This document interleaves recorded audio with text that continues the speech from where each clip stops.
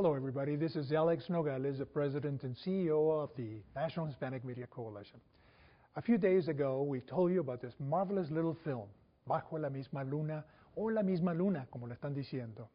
And it is called, of course, in English, Under the Same Moon. We told you about this beautiful gem of a film, and we said to you, it is Latino, executive produced, directed, shot. Practically everyone in it is Latino. It is a marvelous film. It is breaking all kinds of records, and you should know that it is the Latino community that has responded nationwide and is doing an incredible job of taking this film all the way to the very top of the economic ladder. Well, we caught up with the executive producer, writer of this film, and we asked her, how is it going? We told her, tell us a little bit of how you got started with this film. How did it start? What was the inspiration? What made you do it, and how did you get it done? Here is what Ligiah Villalobos had to say. Well, the film was actually written 7 years ago, and it was written because I wanted to make the transition to executive to a working writer. And an editor had approached me, who wanted to do his first film as a director, had approached me about doing a story of how difficult it would be for a child to cross the border illegally. And I really felt that the crossing the border story had been done with El Norte. And I felt like Gregory Nava's film was so beautiful and so heart-wrenching that I really didn't want to touch that subject matter. I just felt it had already been done and better than anything I could do. Mm-hmm. So what I ended up pitching to this editor was the idea of, instead of telling the story of the crossing of the border, telling the story about the displacement of children as a result of parents coming to live in this country. And I really wanted to explore the issue of abandonment in children, because it was sort of what happened to me as a child. I did not cross the border illegally. My mother was not here working as a nanny or a cleaning lady like the lead. But I dealt throughout my entire childhood with abandonment as a result of my parents' divorce and being bounced back and forth between one parent and the other. And so the story really was born from my own experience as a kid, hiding it in an immigrant world, which I felt it made complete sense, because so many kids are going through this as a result of parents having to come and live here. So I wrote the screenplay for this editor and these independent producers. They read the script and they said, you know what? No, we really want to tell the story of a boy crossing the border. And so they paid me $3,000 for the screenplay. I was able to get my first credit as a writer on a resume, and then it sat on a shelf for 5 years. And it wasn't until I was in New York City working as a head writer on Go Diego Go, which is a children's show on Nickelodeon, that the chair of the film school at Columbia called me and said, who I've known for 10 years, his name is Jamal Joseph. Jamal called me and he said, look, there's a filmmaker here that I really want you to meet.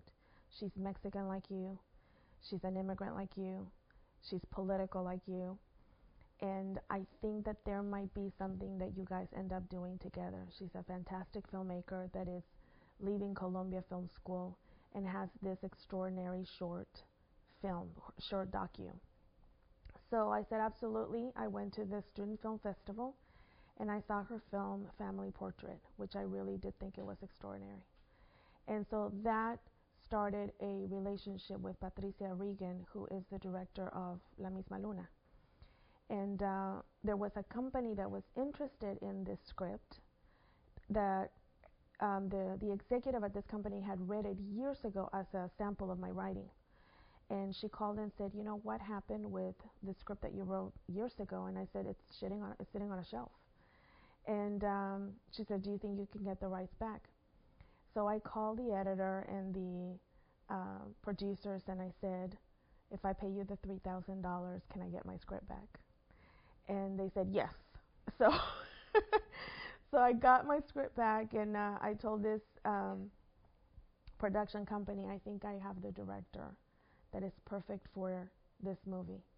So I sent the script to Patricia, and Patricia said, I want to do this film. So I was able to attach her as a director, as well as her husband, Checo Vares, who is an amazing cinematographer from Peru.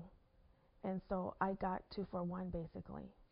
And we went through this journey of going through 2 production companies, a studio with Lionsgate, and eventually after this whole process of, you know, everybody telling you what they think the story should be and who you should hire as actors and everything else, Patricia said, what do you say we just do this independently? So we said okay, and we went and raised the money in literally a month, and we shot the movie for 1.5, finished it for 1.9. We got into Sundance. There was a bidding war with 5 studios to buy the film, and it eventually sold for $5 million. So it became the highest sale for a Spanish language film in the history of Sundance. And it was amazing and incredible, and that was sort of the beginning of what now is a film in theaters. So. ¿Qué les pareció? What a woman to interview. She is such a pleasure. You ask her one question, and she goes and tells you everything. Everything you wanted to know and much more. So, again, you have to go see it. It is playing in more screens this week. Let us make it a hit. Let us make it the Latino community. Let us make it the biggest hit possible so that, in fact, we can have more films of excellent quality such as this on the air and on the screen. Muy bien. Now we're going to go to something else, and that is the following. If you want to know how Ligiah Villalobos got started, what the steps were for her to continue with this marvelous career of hers, we want you to go to our archive, and there we have put a couple more interviews that we did with her.